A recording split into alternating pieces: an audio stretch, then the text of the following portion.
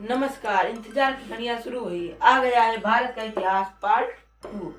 मैं विकास जायसवाल आपका स्वागत करता हूं आपके अपने यूट्यूब चैनल ऑफिशियल स्टडी पर। चलिए शुरू करते हैं। भारत का इतिहास का आज का हमारा टॉपिक है प्राक इतिहास। प्राक का मतलब प्राचीन, मतलब प्राचीन इतिहास। प्राचीन इतिहास उस काल के लोगों को कहा जाता है जिस समय के मनुष्य के जीवन का कोई लिखित साक्ष्य नहीं मिलता था। मतलब उस समय कोई भी अभिलेख नहीं मिला जिस पर इस समय प्राक इतिहास के समय के मनुष्यों के जीवन का कोई लिखित साक्ष्य नहीं मिला। देखिए, उस समय के अवशेष पुस्तक पत्थरों से निर्मित औजार, इसी अवशेष से हमें उस समय के मनुष्यों का पता लगा था। चलिए कुछ महत्वपूर्ण बिंदु पर ध्यान दें। पहला पॉइंट है होमो सेपियंस।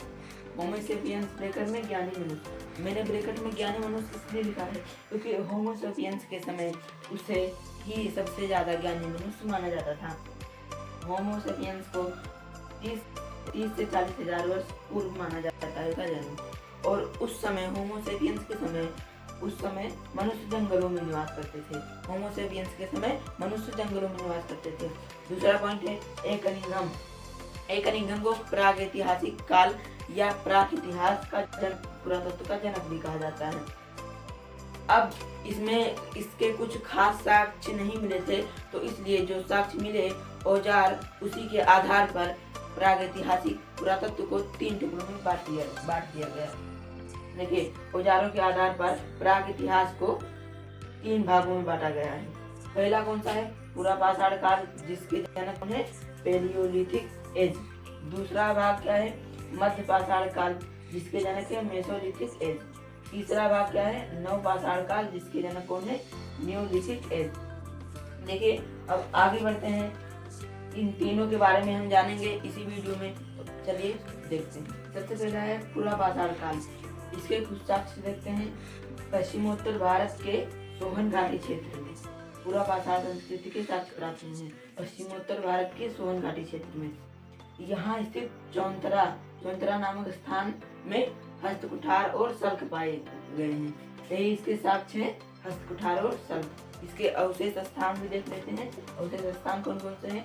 नर्मदा घाटी के नरसिंहपुर और महाराष्ट्र के नेवासा, आंध्र प्रदेश के गिल्लूर और करीमपुरी तथा तमिलनाडु के वादमुद्राई और अतिरंपकम आदि स्थान पर अवशेष पूरा पाषाण काल के अवशेष प्राप्त हुए हैं। चलिए दूसरा मध्य पाषाण काल के भी कुछ साक्ष्य और अवशेष स्थान भी देख लेते हैं। तीसरा है मध्य पाषाण काल। इसके साक्ष्य हैं मध्य पाषाण काल में क्वार्टजाइट के औजार तथा हथियार बनाए जाते थे। यहाँ पर क्वार्टजाइट के औजार और हथियार पाए गए हैं।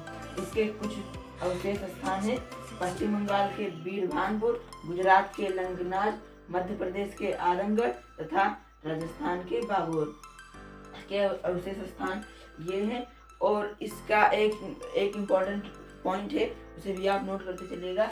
भारत में सबसे पुराने मध्य पाषाणकालीन स्थल ये यूपी का है, प्रतापगढ़ में स्थित सरायनाहर राय और महादहा तथा दमदहा।